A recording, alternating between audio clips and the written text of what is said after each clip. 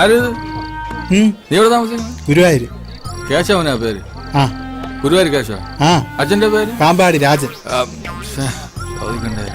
Hello, പെണ്ണേടിയില്ല ഇതുവരെ കേട്ടാ. പായസത്തിൽ ചെറിയ വെളിപ്പുണ്ടെന്ന് എല്ലാരും പായസം ഉണ്ടാക്കാൻ ആര് പറഞ്ഞു?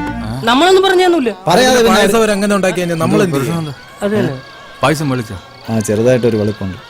സംഭവം എന്താണെന്ന് അറിയാമോ? ആരോടും പറയണ്ട. കല്യാണത്തിന് മുമ്പ് പെണ്ണ് പിഴച്ചു പോയാൽ പായസം വളിക്കും. കല്യാണത്തിന് മുമ്പ് പെണ്ണ് പിഴച്ച പായസം വളിക്കും. അതെന്ത്? അതങ്ങനെയാണ്, ശാസ്ത്രമാണ്. എന്റെ അപ്പച്ചിയുടെ മോളെ കല്യാണമാണ്. അവക്ക് എന്ത്? അവക്ക് എന്തോന്ന് പറഞ്ഞ? ഈ കൊച്ചല്ല. അല്ല, നിങ്ങൾ എന്തോ പറഞ്ഞല്ലോ. ഈ കൊച്ചല്ലെന്ന്. പിന്നെ ഇവിടുത്തെ പാചകക്കാരനാരാ? രവിയാമൻ. അയാൾക്ക് ഒരു മോളുണ്ട്. അവരുടെ മോള് സുമ. അവളെ മുറപ്പെണ്ണ്. അപ്പന്റെ കൂടെ പഠിക്കുന്ന ഒരു പെണ്ണുണ്ടല്ലോ, മറ്റേ തലയിൽ തട്ടൊക്കെ ഇട്ട് മറ്റേ കൂടെ നടക്കുന്ന ഫാത്തിമ. എന്റെ കൊച്ചപ്പയുടെ മോള്. നിന്റെ ബന്ധു? അങ്ങനെയാണെങ്കിൽ പായസം വിളിക്കാൻ വഴിയില്ലല്ലോ. നിങ്ങൾ പോയണോ? ആരും ഒന്നും പറയാൻ പറ്റുന്നില്ല, എല്ലാരും ബന്ധുക്കളാ. പായസം എടുത്ത് കുഴിച്ചു മൂടാൻ പറ, അല്ലെങ്കിൽ ഇങ്ങനെ അവിഹിതം ഉണ്ടാക്കും. ഇനി ആർക്കും പായസം കൊടുക്കണ്ടേ? പായസത്തിൽ അണ്ടിപ്പരിപ്പെല്ലാം പിറക്കിയെടു. ഇവിടെ ഇരിക്കണ അടിച്ചോണ്ട് നമ്മള് വിളിക്കാൻ ഇല്ല.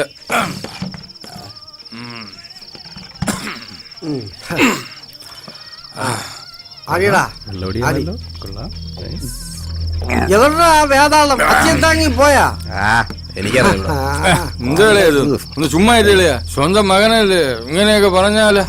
സത്യമാണല്ലയാ. അവന്റെ കല്യാണം കഴിഞ്ഞതിന് ശേഷം അവനെ കാണാനേ പറ്റിയിട്ടില്ല. അവൻ എപ്പോഴും ആ പെണ്ണിന്റെ പുറയിലാ. അവനെ കുറ്റം പറയാൻ പറ്റൂല. അവന്റെ അപ്പൂപ്പനും അങ്ങനെയാ, ഒരു പെൺകോന്തൻ. തന്തയ്ക്ക് പറഞ്ഞു കളിക്കരുത്, തന്തയ്ക്ക് പറയരുത്, മര്യാദക്ക് പറഞ്ഞു സംസാരിച്ചോളാം. സത്യമാണല്ലയാ. അളിയന്റെ അച്ഛൻ ഒരു പെൺകോന്തനായിരുന്നു. മര്യാദക്ക് സംസാരിച്ചോണം. എന്റെ സ്വഭാവം മാറില്ല. എന്ത് മര്യാദ? എന്ത് മര്യാദയല്ലേ? എന്റെ എന്തോന്ന് നിന്റെ അച്ഛനാ അങ്ങനെ കാരണമാടാ.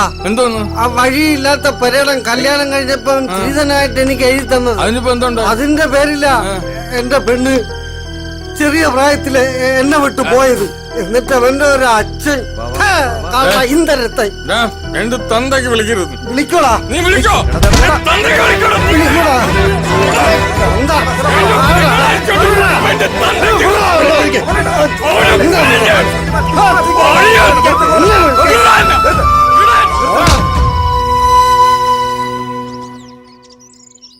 എടാ, നീ ഇങ്ങനെ സങ്കടപ്പെടേണ്ട കാര്യമൊന്നുമില്ല. ഞാൻ മാളൂനെ കൊണ്ട് എവിടെ പോവാനാ? അച്ഛനും മാമനും എല്ലാവരും തമാശ. അത് ഞാൻ സംസാരിക്കാന്ന്. എന്ത് സംസാരിക്കാൻ?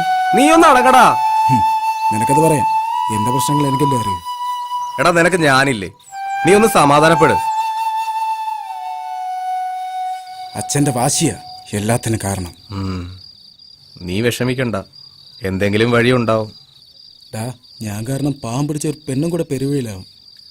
അത് മാധവേട്ടൻ ജീവിച്ചിരിക്കുന്നിടത്തോളം കാലം നിനക്ക് സ്വസ്ഥമായിട്ട് ജീവിക്കാൻ പറ്റില്ല. നിനക്കൊരു കാര്യം ചെയ്യാൻ പറ്റുമോ? എന്ത്?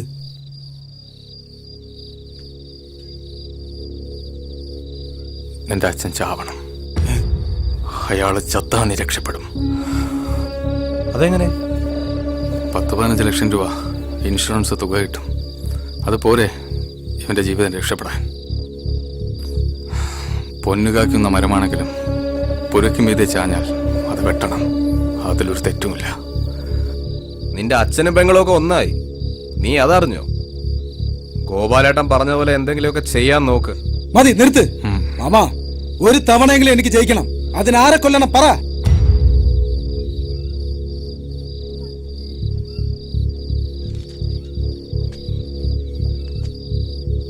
അതിനൊരാളുടെ കൂടി സഹായം വേണം.